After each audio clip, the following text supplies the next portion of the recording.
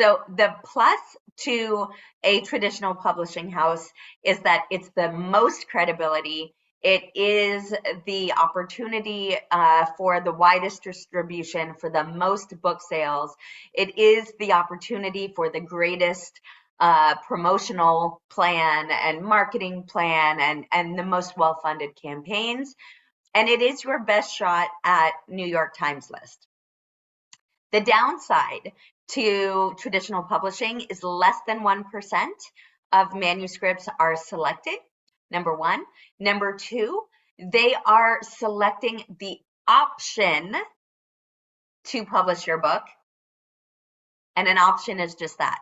It means they're buying the exclusive right to decide later if they are going to do it. So just because they say yes to your literary agent and they decide that they're going to option your manuscript doesn't actually mean it's going to see the light of day.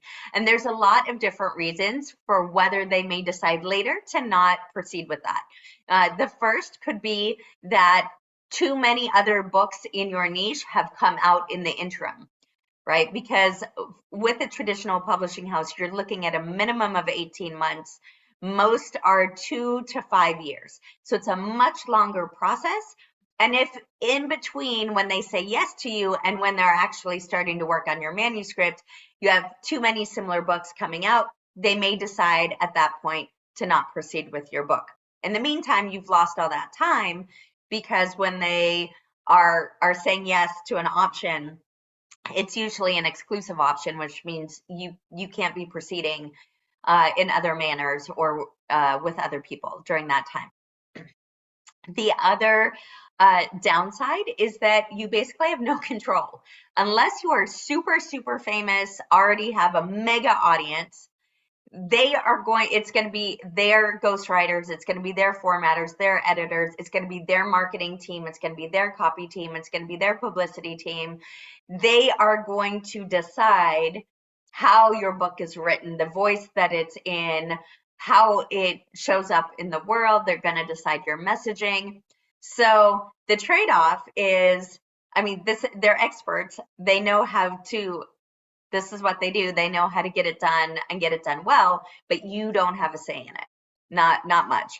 And the more famous you are, the more say you have. But if you're not super famous, you essentially have no say. So you are giving up your brand. Basically, you are giving up that creative say. Also, very often, they will copyright it, which means you give up your intellectual property. They will get all the royalties. They will often, if you are established enough, they will give you an advance on your royalties. They're not paying you. They're giving you literally an advance on the money that they are expecting to generate from the sale of your book, which means that if they overestimated and you're not actually selling all those copies, they can require that you pay it back, right? They're not just giving you money. They are just fronting some money to you throughout the process in anticipation of how your book's going to do. They tend to have a very short promotional window. So they'll do a really, really big, expensive launch. They'll see how your book is doing. If your book is not doing as well as they would like, that's the end of that. And then they retain your manuscript. They have all of your assets. They have exclusive distribution rights, and yet they're not distributing. It's kind of dead in the water, right, at that point.